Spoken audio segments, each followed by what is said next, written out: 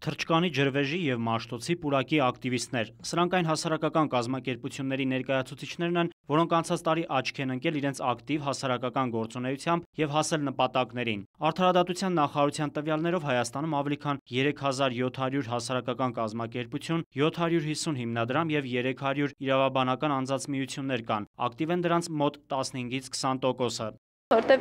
գիտեք, այս մեր օրենսդրությունը այսպես թույլ է տալիս, որ գրանցվի կազմակերպությունը եւ ոչ մի գործունեություն կարող է չծավալել, այսինքն հարկային հաշվետվությունները, զորական հաշվետվություններ է ուղարկում եւ շատ-շատերը գրանցում են կազմակերպություն, որովհետեւ փոքր ծրագիր են անում եւ հետագայում պարզապես չեն զբաղվում այդ կազմակերպությունով եւ այդպես թղթի վրա է մնում այդ կազմակերպությունը։ Միացյալ Նահանգների միջազգային զարգացման գործակալությունը ներկայացրեց անցած տարվա քաղաքացիական հասարակության կազմակերպության ակտիվության ցուցանիշը։ Մեր երկրի քաղաքացիական հասարակության ինդեքսը չափվում է 7 միավորանոց սանդղակով, որտեղ 1-ը լավագույն չափանիշն է, 7-ը վատագույնը։ Հայաստանը միջին դիրքերում է։ Քաղաքացիական զարգացման և համագործակցության հիմնադրամի փոխտնօրենը նկատում է, որ վերջին 15 տարիների ընթացքում բարելավում է նկատվում և ցուցիչը հիմնականում 4 է։ Տարածաշրջանում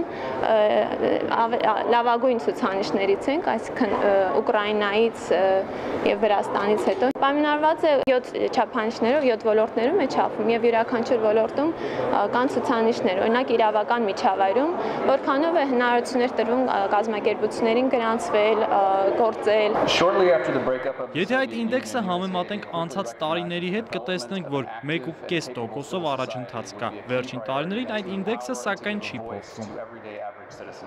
Տաթևիկ Մարգարյանը նշում է նաև բացասական երևույթները։ Դրանցից մեկն այն է, որ հասարակական կազմակերպությունները ըստ օրենքի չեն կարողանում ձեռնարկատիրական գործունեություն ծավալել։ Ֆինանսական կայունության ցուցիչով էլ Հայաստանը 5.2% ինդեքսն ունի։ Դա էլ ըստ Մարգարյանի բավական թույլ ցուցիչ է, և այդ ցուցիչով մյուս երկրների համեմատ բավականին ցածր դիրքերում է Հայաստանը։ Դա բացատրվում է նրանով, որ հասարակական կազմակերպությունները, հիմնադրամները դրամաշնորհներից են կարճած և չունեն հարկային արտոնություններ։ Նայիրի Մուրադյան, Գարիկ Հարությունյան, Արմյուզ։